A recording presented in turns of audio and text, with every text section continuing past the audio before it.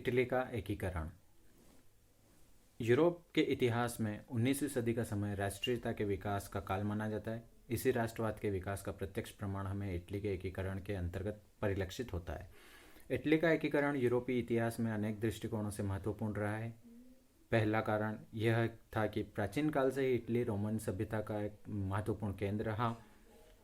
इसके अलावा यूरोपीय राजनीति में एक नेतृत्वकारी एवं निर्णायक भूमिका में रहा।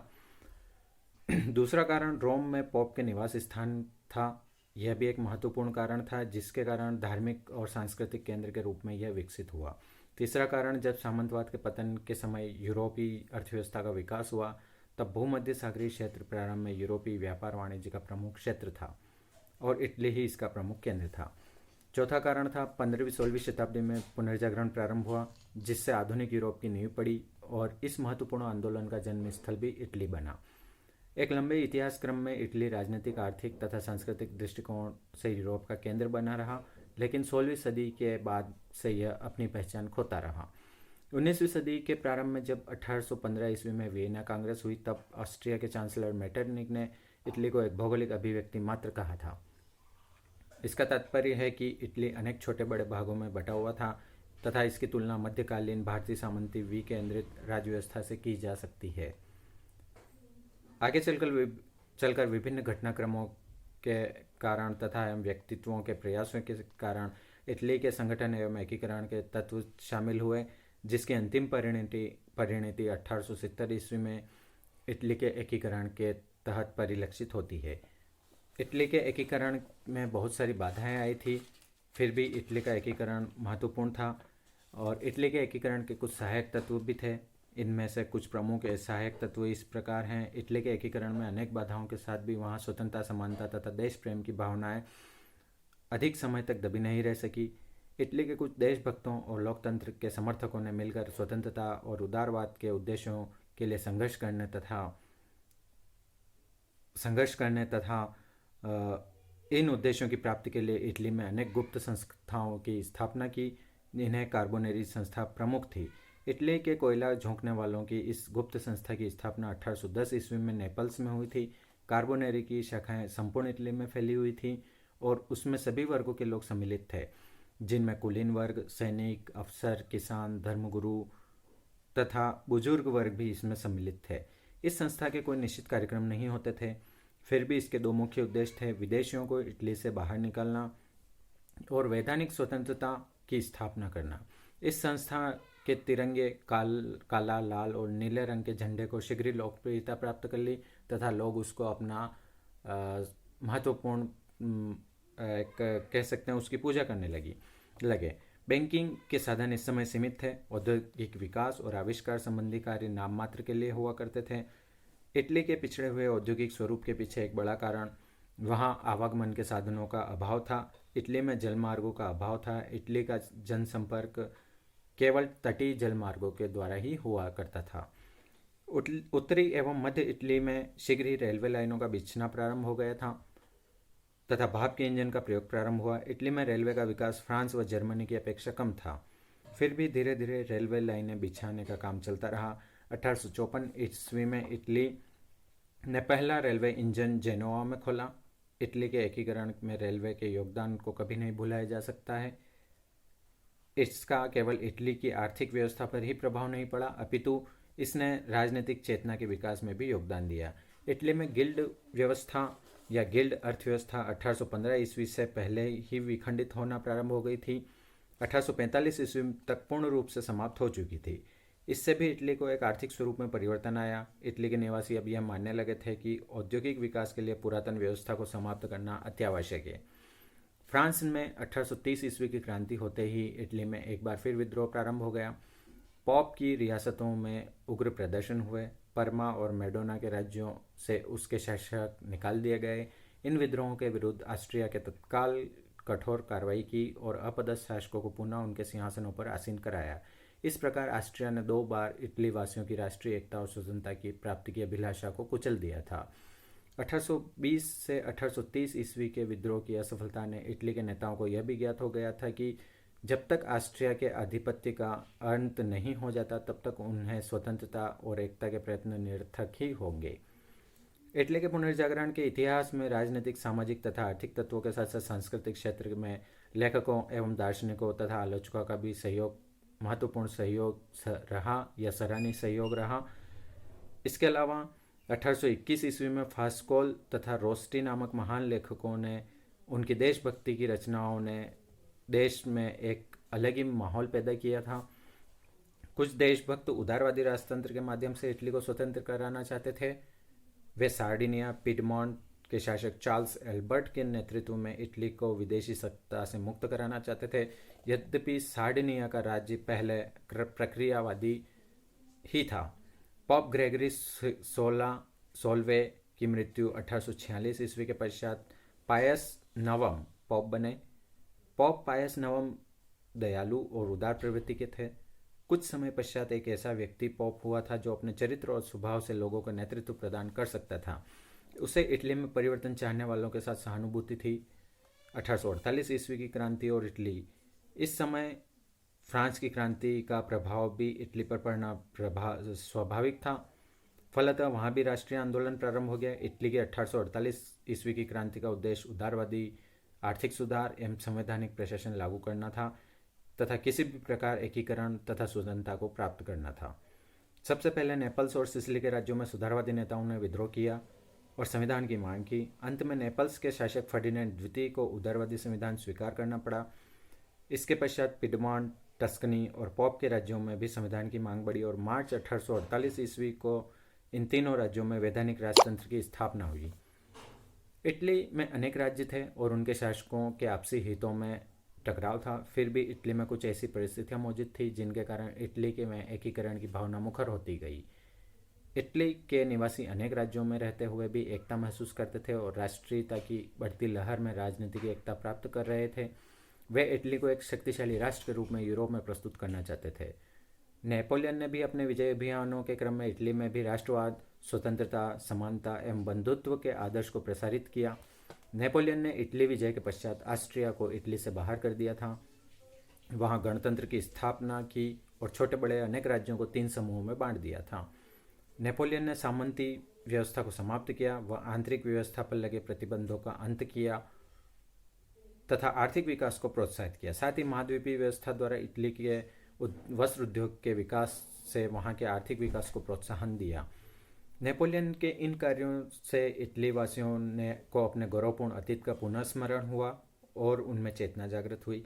किंतु वह स्वयं नेपोलियन ने ही इटली के उपनिवेश के रूप में प्रयोग करना प्रारंभ किया तो इटली वासियों ने आत्मसम्मान की भावना जाग उठी।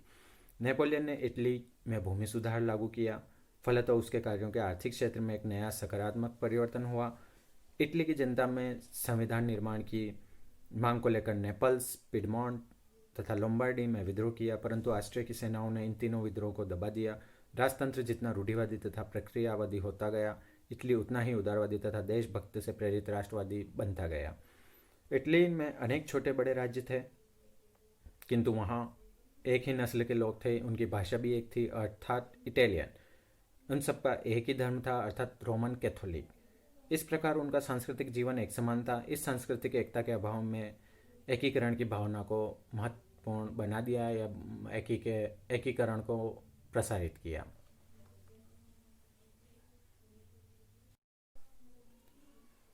इटली के एकीकरण से संबंधित घटनाएं।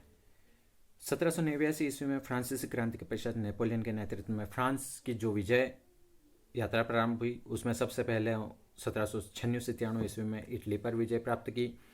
क्रांति के आदर्शों के अनुरूप नेपोलियन ने वहाँ गणतंत्र की स्थापना की, लेकिन जब वह 1804 ईस्वी में सम्राट बन गया तब वह निरंकुश शासन स्थापित करने लगा था या उसने निरंकुश शासन स्थापित करने की व्यवस्था की।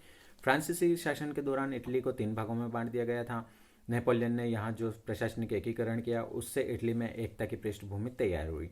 इटली के एकीकरण की प्रक्रिया में नेपोलियन की विजयों का सकारात्मक प्रभाव पड़ा, लेकिन 1815 ईस्वी का वियना कांग्रेस, जिसका मूल उद्देश्य नेपोलियन द्वारा स्थापित व्यवस्था को परिवर्तित करना था, उसने एकीकरण की प्रक्रिया में बाधा उत्पन्न की।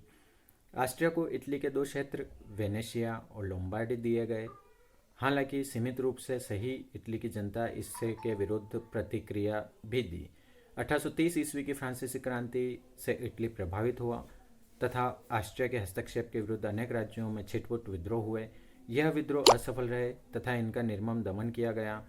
इसके बाद भी राष्ट्रीयता के तत्वों को प्रेरणा मिलती रही। जब फ्रांस में लुई फिलिप के शासन के विरुद्ध 1848 ईस्वी की क्रांति हुई, तब इसका प्रभाव इटली के विभिन्न क्षेत्रों पर भी पड़ा।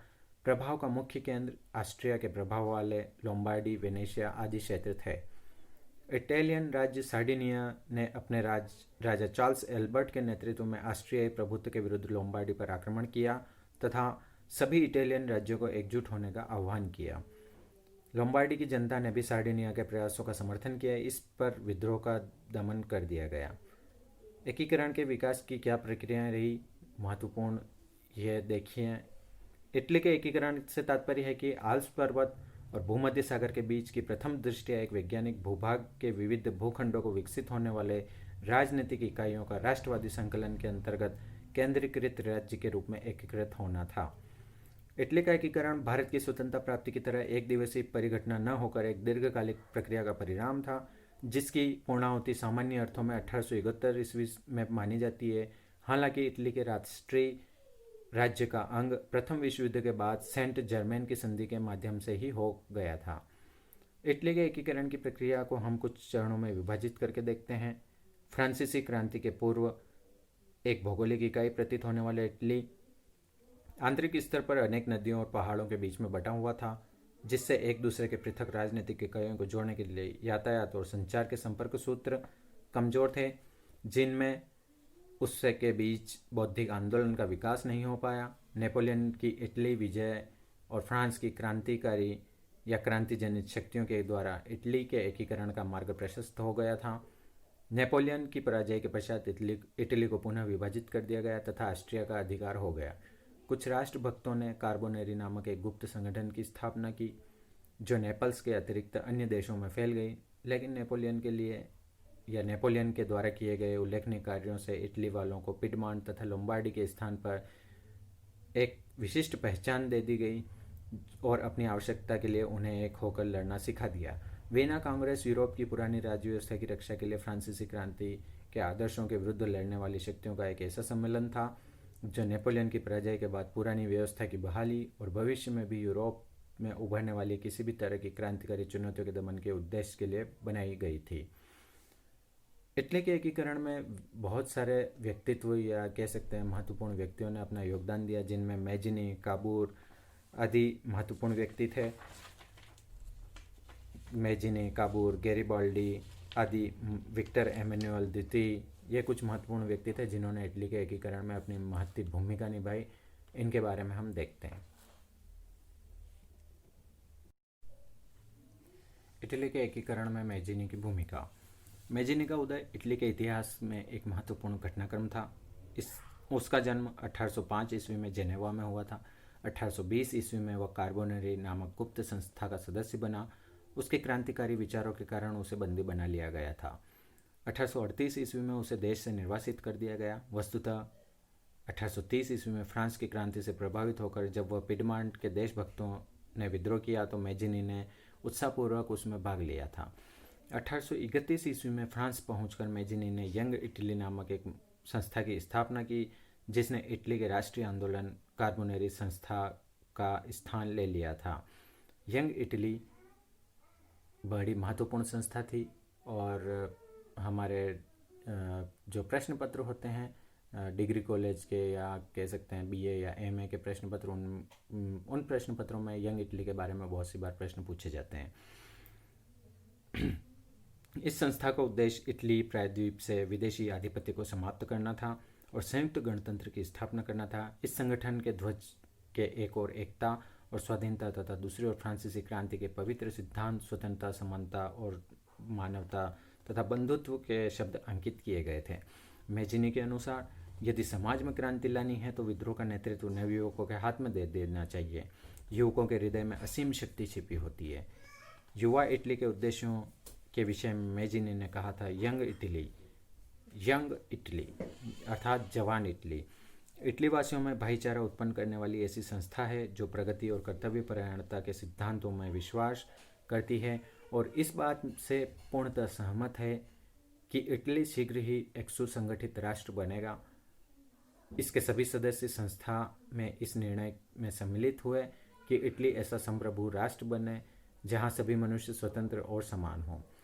मैजिनी एक आदर्शवादी तथा गणतंत्रवादी था। उसका मानना था कि स्वतंत्रता की प्राप्ति एक विदेशी सत्ता की समाप्ति के लिए विदेशी सहायता की आवश्यकता नहीं है। हमें अपनी शक्ति पर पूर्ण विश्वास होना चाहिए। वर्ष 1848 में वीना क्रांति तथा मेटरनिक के भाग जाने की सूचना मिलते ही इटली के जनमानस ने ऑस्ट्रिया के विरुद्ध विद्रोह कर दिया।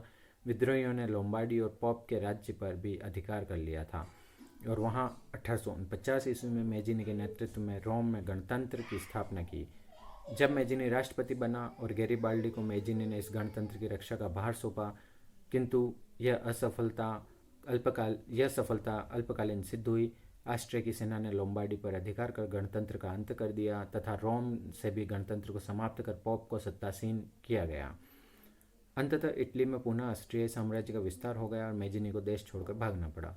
साउथ गेट ने मैजिनी का मूल्यांकन करते हुए लिखा है कि यह मैजिनी ही था जिसने अपने देशवासियों को स्वतंत्रता की भावना उत्पन्न की। यद्यपि वह काउंट काबूर की भांति सेना नायक नहीं था, परंतु वह एक कवि, आदर्शवादी विचारक और क्रांति का अग्रदूत था।